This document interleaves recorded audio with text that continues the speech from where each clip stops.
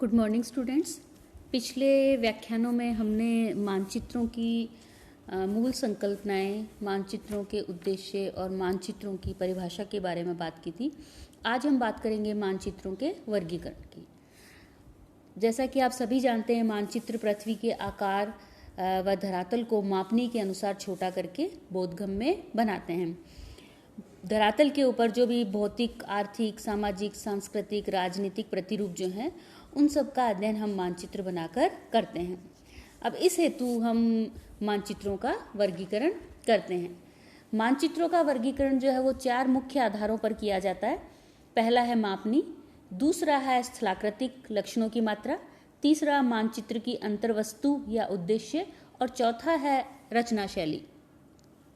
मानचित्रों के वर्गीकरण में सबसे पहला हम देखते हैं मापनी के अनुसार, यानी स्केल के अनुसार, कि मानचित्र हम जो बना रहे हैं वो कौन से स्केल के ऊपर बना रहे हैं।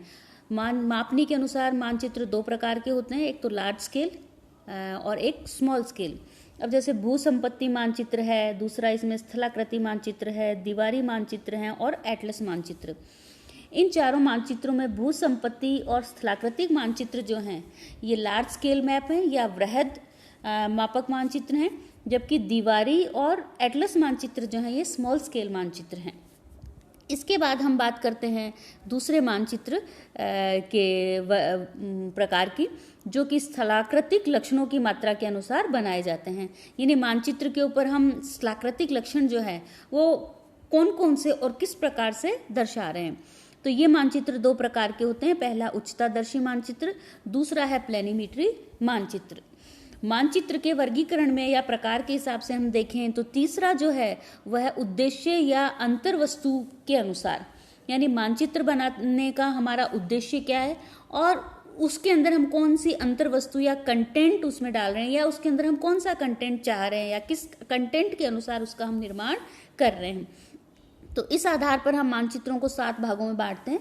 जो पहला है भौतिक मानचित्र, दूसरा जनसंख्या व बस्ती मानचित्र, समाज व सांस्कृतिक मानचित्र, राजनीतिक मानचित्र, ऐतिहासिक मानचित्र, सैनिक मानचित्र और आर्थिक मानचित्र। तो इस प्रकार से इनको मोटे रूप में हम 7 भागों के अंदर और फिर हमारी आवश्यकता अनुसार और उप विभागों के अंदर इनको हम विभाजित करते हैं। चौथा प्रकार जो है वो रचना शैली के अनुसार। रचना शैली के अनुसार मानचित्रों को हम 2 भागों में बांटते हैं, एक तो गुणात्मक और दूसरा मात्रात्मक। यानी मानचित्र जो हम बना रहे हैं उसके अंदर हमें उसका जो भी कंटेंट है उसका गुण चाहिए या उसकी मात्रा चाहिए, तो उसके आधार पर हम मानचित्र का निर्माण करेंगे। तो अब हम देखते हैं सबसे पहला जो हमारा प्रकार का जो आधार है वो है मापनी के आधार पर। यानी मानचित्र जो है वो मापनी के आधार पर 2 वर्गों में विभाजित किए जाते हैं। पहला है बड़ी मापनी मानचित्र यानी लार्ज स्केल मैप, और दूसरे हैं लघु मापनी मानचित्र यानी स्मॉल स्केल मैप्स। अब जैसे हमारे भू संपत्ति मानचित्र हैं, नगरों के प्लान हैं, टोपोग्राफिकल मैप्स यानी स्थलाकृतिक मानचित्र हैं, ये सब वृहद मापनी मानचित्र हैं। इसी प्रकार आपने देखे होंगे जो हमारे वॉल मैप्स हैं जो दीवार पे लगाए जाते हैं, और एटलस मानचित्र जो है वो लघु मापनी मानचित्र होते हैं। तो मापनी के आधार पर हम इनको 4 भागों में बांटते हैं मानचित्रों को। सबसे पहला जो है वो है भू संपत्ति मानचित्र। इन मानचित्रों को कैडेस्ट्रल मैप्स के नाम से भी जाना जाता है। कैडेस्ट्रल शब्द जो है ये फ्रेंच वर्ड कैडेस्ट्रे से बना है, जिसका मतलब है संपत्ति रजिस्टर। भू संपत्ति मानचित्र जो है ये बड़ी या दीर्घ मापनी पर बने हुए मानचित्र हैं, जिसमें छोटे क्षेत्र का विस्तृत विवरण हम मानचित्र के अंदर प्रदर्शित करते हैं। जैसे गांव का मानचित्र है, नगर का मानचित्र है और सार्वजनिक और व्यक्तिगत भूमि क्षेत्र के मानचित्र हैं। इन मानचित्रों को हम सरकारी मानचित्र भी कहते हैं, क्योंकि सरकार के द्वारा विभिन्न प्रकार के जैसे टैक्स की वसूली है, नगर योजना है, ग्रामीण भूमि उपयोग है आदि के लिए इनको बनाया जाता है। हमारे देश में जो गाँव के मानचित्र जो हैं ये 1:3960 से लेकर 1:1980 की मापनी पर बनाए गए हैं। तो ये पहले तो थे भू संपत्ति मानचित्र। तो भू संपत्ति मानचित्र जो है वो लार्ज स्केल मैप है। इसमें हम छोटे क्षेत्र को विस्तृत रूप से कागज के ऊपर दिखाते हैं। जैसे आप लोगों ने ब्लूप्रिंट्स देखे होंगे, कॉलोनी का ब्लूप्रिंट होता है, घर का ब्लूप्रिंट होता है, ये सारे के सारे लार्ज स्केल मैप हैं। दूसरे मानचित्रों की हम बात करते हैं, ये हैं स्थलाकृतिक मानचित्र। स्थलाकृतिक मानचित्र जो हैं ये जियोलॉजिकल सर्वे ऑफ इंडिया द्वारा बनाए जाते हैं और इनके अनुसार स्थलाकृतिक मानचित्र वे होते हैं जिनमें दिखाए गए प्रत्येक लक्षण की आकृति एवं स्थिति को मानचित्र में देखकर उस लक्षण की धरातल के ऊपर पहचान की जा सके। ये मानचित्र जो हैं ये लार्ज स्केल होते हैं। इन मानचित्रों में हम जैसे विभिन्न प्रकार के उच्चावच हैं, जैसे पर्वत, पठार, मैदान, अपवाह, वनस्पतियाँ, गांव, नगर, विभिन्न प्रकार के परिवहन मार्ग जो है आदि इनको हम दर्शाते हैं। इन मानचित्रों के अंदर ये जो अभी मैंने जिनकी बात की है, जितने भी हमारे अपवाह है, उच्चावच है, गांव है, जितने भी फीचर्स हैं, इनको जो धरातल के ऊपर जो हैं उन सारे फीचर्स को या उन सारे लक्षणों को कागज के ऊपर छोटा करके उसके ऊपर हम दिखाते हैं और कागज के ऊपर उनके जो आकार हैं उनको हम या लक्षण जो हैं उनको एक आकार के द्वारा प्रदर्शित करते हैं। अर्थात इन मानचित्रों में धरातल के ऊपर जो भी हमारे फीचर्स हैं उनको हम कागज के ऊपर शेप के द्वारा उसी लोकेशन के ऊपर प्रदर्शित करते हैं, जैसे इनको टोपो शीट्स के नाम से भी जानते हैं। किसी छोटे क्षेत्र के विस्तृत अध्ययन के लिए ये मानचित्र जो है वो उपयोगी होते हैं। मीट्रिक प्रणाली आने से पहले इन मानचित्रों को हम इंच मीलों में बनाते थे, जैसे 1 इंच बराबर 1 मील, 1 इंच बराबर 2 मील, 1 इंच बराबर 4 मील की मापनी पर बनाया जाता था। लेकिन 1957 में जब मीट्रिक प्रणाली आई तो ये मानचित्र जो है इंच मील में न बनाकर आरएफ के अंदर या गणितीय जो मापक है उसके अंदर बनाए जाने लगे। जैसे कि 1 इंच बराबर 1 मील का जो मानचित्र था वो 1:50,000 में, और जो 1 इंच बराबर 4 मील मापनी पर जो मानचित्र बनाया गया था उसको 1:2,50,000 मापनी पर बनाया गया। 1 इंच बराबर 2 मील मापनी पर जो मीट्रिक प्रणाली के से पहले के जो ब्रिटिश प्रणाली के जो मानचित्र थे उनका प्रकाशन जो है वो अब बंद कर दिया गया है। तो ये तो हमने अभी देखे दोनों हमारे मानचित्र, भूसंपत्ति मानचित्र और स्थलाकृतिक मानचित्र। जैसा कि अभी आपको ये मानचित्र नज़र आ रहा है, इसको हम भूसंपत्ति मानचित्र कहते हैं। इस मानचित्र में आप देखेंगे सड़क के दोनों तरफ ये कॉलोनी का प्रिंट नज़र आ रहा है। इसमें जितने भी जो प्लॉट्स हैं ये रेड एंड येलो नज़र से दर्शाए गए हैं। इनमें इनकी संख्या लिखी हुई है और संख्याओं के साथ साथ आप देखेंगे तो सीमाएं भी नज़र आ रही हैं। तो जितने भी भू संपत्ति मानचित्र होते हैं उसमें जो भी निजी संपत्ति होती है या जो गाँव होता है उसकी पूरी सीमा दर्शाई जाती है। ये चीज़ आप ध्यान में रखिए। इसके बाद हम देखें जो स्थलाकृतिक मानचित्र जो हैं या टोपोग्राफिकल मानचित्र। टोपोग्राफिकल मानचित्र के अंदर हमारे फिजिकल और ह्यूमन सारे फीचर्स जो हैं वो इसके अंदर दिखाते हैं सिंबल्स के द्वारा। अब इसमें आपको रेखाएं नज़र आ रही हैं, ये समोच्च रेखाएं हैं। समोच्च रेखाएं जो हैं ये ऊंचाई या हाइट को प्रदर्शित करते हैं। जैसा कि आप सभी जानते हैं समुद्र तल से समान ऊंचाई वाले स्थानों को मिलाने वाली रेखाओं को समोच्च रेखा या कंटूर्स के नाम से जानते हैं। तो इसमें समोच्च रेखाएं जितनी पास हैं वहाँ तीव्र ढाल होगा और समोच्च रेखाओं के बीच में जितनी दूरी बढ़ती जाएगी वहां पर ढाल जो है वो कम या मंद होगा। तो इस प्रकार से फिजिकल फीचर्स को ये दिखा रही हैं। इसके साथ ही जहां पर उच्च भाग है, जैसे कोई पहाड़ी है तो उस पहाड़ी का नाम लिख दिया और उसकी जो भी ऊंचाई है उसको मानचित्र के अंदर दर्शा दिया जाता है। इसी प्रकार से इस मानचित्र में आप देखें तो ब्लू कलर से आपको नदी नजर आ रही है, झील या तालाब जो भी हैं वो आपको स्पष्ट नज़र आ रहे हैं। साथ ही जो सफ़ेद भाग है वो इस मानचित्र में लो लैंड या मैदानी भूभाग को प्रदर्शित कर रहा है। इसके साथ ही आप ये देखें तो ये रेल का सिंबल बनाया हुआ है, यानी यहाँ इस मार्ग से रेल मार्ग गुजर रहा है और इस रेल मार्ग के चारों तरफ आपको छोटे छोटे सेटलमेंट्स जो हैं यानी बस्तियां जो हैं वो नज़र आ रही हैं। इसी प्रकार से इसमें ये जो हैं ब्रोकन पार्ट जो हैं ये वाले ये कच्ची सड़क को और इसके साथ ही जो सीधी रेखाएं जो है आपकी ये डामर रोड को या पक्की रोड को प्रदर्शित करती हैं। जो ग्रीन पार्ट है ये दर्शा रहा है कि यहाँ पर ग्रीनरी या वनों का विस्तार है। तो इस प्रकार से जितने भी फीचर्स हैं उनको सिंबल के द्वारा हम स्थलाकृतिक मानचित्र के अंदर दर्शाते हैं। इसके साथ ही तीसरा जो मानचित्र हमारा इसके अंदर मापक के अनुसार वर्गीकरण में आता है वो है दीवारी मानचित्र, या इसको वॉल मैप भी कहते हैं। जैसा कि आप सभी ने देखे होंगे वॉल मैप्स जो आपको क्लास के अंदर लगाकर उस अध्ययन कराया जाता है, तो उनको हम दीवार पे लगाए जाने के कारण इनको हम दीवारी मानचित्र के नाम से जानते हैं। इन्हें भौगोलिक मानचित्र यानी ज्योग्राफिकल मैप्स भी कहा जाता है। इनके द्वारा या इन मानचित्रों के द्वारा संपूर्ण पृथ्वी अथवा उसके किसी विस्तृत भाग को हम दिखाते हैं।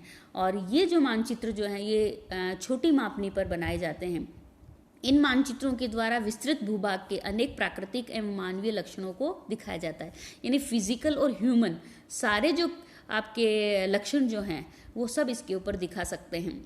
जैसे क्लाइमेट है, वन है, खनिज है, जनसंख्या वितरण है, कृषि है, फसलों का वितरण है, स्थल रूपों का वितरण है। इसके अलावा हमारे जितने भी सामाजिक, आर्थिक, सांस्कृतिक, राजनीतिक प्रतिरूप और लक्षण जो हैं वो वॉल मैप्स के ऊपर आसानी से प्रदर्शित किए जाते हैं। और साथ ही इनका मुख्य मोटिव होता है अध्ययन को सुचारू बनाना, खासकर स्कूल और कॉलेजों के अंदर इनको अधिक मात्रा में प्रयोग में हम लेते हैं।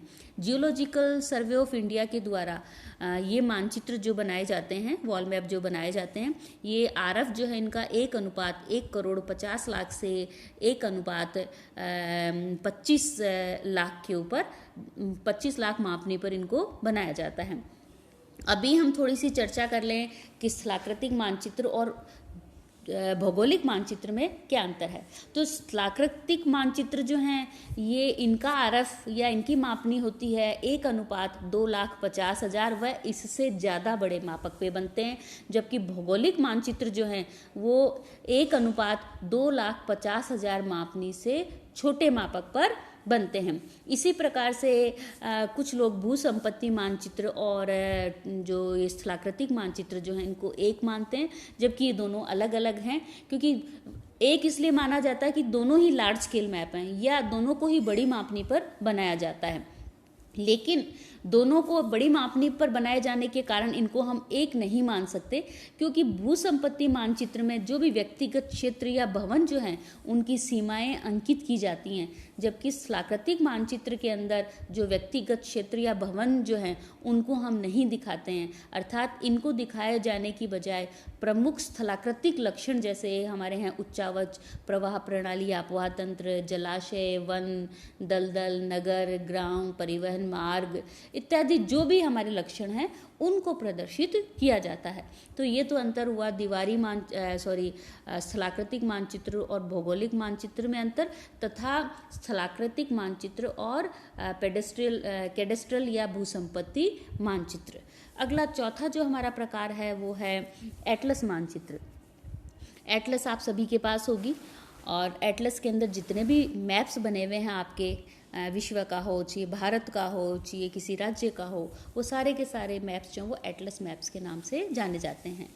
अर्थात इन मानचित्रों के द्वारा महाद्वीपों या प्रदेशों के केवल प्रमुख प्राकृतिक एवं मानवीय लक्षणों को ही दर्शाया जाता है, क्योंकि ये भी छोटी मापनी पर बनाए जाते हैं। तो ध्यान में रखिए, एटलस मैप्स जो हैं वो स्मॉल स्केल मैप्स होते हैं, यानी बड़े भूभाग को हम छोटी मापनी पर कागज के ऊपर दिखाते हैं।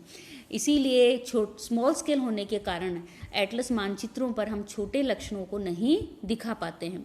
एटलस मानचित्र जो है इनका आरएफ या इनका मापक जो है ये 1:20 लाख से छोटी स्केल के ऊपर या मापनी पर बनाए जाते हैं। भारत की जो राष्ट्रीय मानचित्रावली का जो अंग्रेजी संस्करण है या नेशनल एटलस ऑफ इंडिया का जो इंग्लिश एडिशन जो है, ये इसका आरएफ जो है या इसकी गणितीय मापनी जो है वो 1:10 लाख मापनी पर इसे तैयार किया गया है। एटलस मानचित्र जो हैं खासकर शिक्षण कार्यों के लिए अधिक उपयोगी होते हैं, छात्रों द्वारा इनका उपयोग किया जाता है। इनके द्वारा संपूर्ण विश्व, महाद्वीप अथवा किसी देश के विभिन्न भौतिक और सांस्कृतिक लक्षणों को हम एक नज़र से देख सकते हैं, या हम कह सकते हैं उनका एक नज़र में हम अध्ययन कर सकते हैं। तो पहला हमारा वर्गीकरण जो था वो था मापनी के आधार पर। अब इसके पश्चात हम देखते हैं दूसरा वर्गीकरण स्थलाकृतिक लक्षणों की मात्रा के अनुसार। तो स्थलाकृतिक लक्षणों की मात्रा के अनुसार जो हैं हम मानचित्रों को दो भागों के अंदर बांटते हैं। दो भागों के अंदर जो मुख्य विभाग हैं, पहला है उच्चतादर्शी मानचित्र और दूसरा है प्लेनीमीट्रिक मानचित्र। तो सबसे पहले हम लेते हैं उच्चतादर्शी मानचित्र यानी हिप्सोमेट्रिक मैप। इन मानचित्रों में जो स्थलाकृतिक लक्षण और जो उच्चावच जो लक्षण हैं उनके निरूपण पर विशेष बल दिया जाता है। यानी खासकर हम फिजिकल फीचर्स जो है, टोपोग्राफिकल फीचर्स जो है, रिलीफ फीचर्स जो हैं वो इसके ऊपर प्रदर्शित करते हैं। और इनको जो है हम जो भी हमारे टोपोग्राफिकल जो मैप होते हैं उसमें अलग अलग मेथड्स के द्वारा दिखाया जाता है। जैसे आप मानचित्र के अंदर हैशूर्स के द्वारा, कंटूर्स के द्वारा, बेंचमार्क्स के द्वारा, स्पॉट हाइट्स के द्वारा हम रिलीफ को प्रदर्शित करते हैं। तो इन मानचित्रों को हम उच्चतादर्शी या हिप्सोमेट्रिक मानचित्र कहते हैं। जैसा कि आपको ये अभी मानचित्र नजर आ रहा है, इसको हम उच्चतादर्शी मानचित्र की कैटेगरी के अंदर लेंगे। इस मानचित्र के अंदर जो वेवी आपको नजर आ रही हैं, ये तरंगित रूप में जो रेखाएं, इनको समोच्च रेखाएं कहते हैं। तो इस मानचित्र का निर्माण समोच्च रेखाओं द्वारा किया गया है। इसमें कहीं कहीं पर नाम लिखे हुए हैं और वहाँ पर ऊंचाइयाँ भी अंकित हैं। तो इस मानचित्र के अंदर समोच्च रेखाओं द्वारा स्थलाकृति को प्रदर्शित किया गया है। इसके साथ ही जो ब्लू कलर में आप देखेंगे उच्च भाग, ग्रीन कलर में थोड़े उससे लो पार्ट, येलो रंग से जो है वो उससे और कम निम्न भूभाग जो है वो प्रदर्शित किए गए हैं। इसके साथ ही दूसरा जो प्रकार है वो है प्लेनीमीट्रिक मानचित्र। तो प्लेनीमीट्रिक मानचित्र वो होते हैं जिनमें स्थलाकृतिक लक्षणों की बजाय सांस्कृतिक एवं आर्थिक तत्वों के निरूपण को प्रधानता दी जाती है। अर्थात इसके अंदर हम कल्चरल और इकोनॉमिक फीचर्स जो हैं वो अधिक मात्रा में दिखाते हैं। तो ये मानचित्र जो हैं ये खासकर कई बार हम थीम बेस्ड भी इनको बनाते हैं, यानी विशेष विषयगत मानचित्र भी इनको कह सकते हैं। जैसे कुछ सांस्कृतिक और आर्थिक प्रतिरूपों के वितरण को दिखाने के लिए अधिकांश जो भी मैप हैं वो थीमेटिक मैप मानचित्र जो हैं वो प्लेनीमीट्रिक होते हैं। विषयगत मानचित्र वो होते हैं जो विशेष रूप से एक विशिष्ट भौगोलिक क्षेत्र से जुड़े किसी विशेष विषय को दिखाने के लिए बनाए जाते हैं। जैसे हम जनसंख्या घनत्व दिखाएं, या हम वर्षा का वितरण दिखाएं, या तापमान का वेरिएशन दिखाएं, यानी एक स्पेशियल वेरिएबिलिटी के ऊपर ये आधारित होते हैं। या हम कह सकते हैं कि एक थीम बेस्ड होते हैं। अक्सर आप कहते हैं कि कोई इवेंट ऑर्गेनाइज किया गया है तो उसका आज का थीम ये है, या एक थीम हम निर्धारित करते हैं। वैसे ही इन मानचित्रों का निर्माण भी हम एक थीम के ऊपर करते हैं। तो प्लेनीमीट्रिक जो मैप्स जो हैं इसमें हम स्थलाकृतिक लक्षण दिखाते तो हैं, लेकिन इनके अलावा हम कल्चरल और इकोनॉमिक जो फैक्टर्स या जो हमारे तत्व जो हैं उनको अधिक मात्रा में दिखाते हैं। जैसे कि अभी आप देखें ये प्लेनीमीट्रिक मानचित्र आपको नज़र आ रहा होगा। इसके अंदर आपको स्थलाकृतिक और मानव यानी हमारे सांस्कृतिक और आर्थिक दोनों ही तत्व नज़र आएंगे। इसके अंदर आपको कंटूर्स के द्वारा उच्च भूभाग भी नज़र आ रहे हैं। इसके साथ ही इसमें आपको लेक भी प्रदर्शित की गई है, वाटर बॉडीज़ भी हैं, सेटलमेंट भी हैं, और इसके अलावा जो बस्तियां जो हैं उनको भी काले जो डॉट है इसके द्वारा दिखाया गया है। इसको और डिटेल में हम करें तो इसमें हमारे जो कल्चरल जो फीचर्स जो हैं वो भी आपको नज़र आएंगे। तो आज हमने मानचित्रों के दो प्रकारों का अध्ययन किया, जिसमें एक तो था पहला तो मापक के आधार पर वर्गीकरण, और दूसरा जो है वो है स्थलाकृतिक लक्षणों की मात्रा के अनुसार वर्गीकरण। तो इन दोनों के आधार पर पहले मापक के आधार पर 4 और स्थलाकृतिक लक्षणों की मात्रा के अनुसार हम मानचित्रों को 2 भागों के अंदर विभाजित करते हैं, जैसे उच्चतादर्शी और प्लेनीमीट्रिक मानचित्र। तो आज बस इतना ही। कल जो है दूसरे व्याख्यान में हम जो शेष बचा हुआ जो वर्गीकरण है उसका हम अध्ययन करेंगे। धन्यवाद।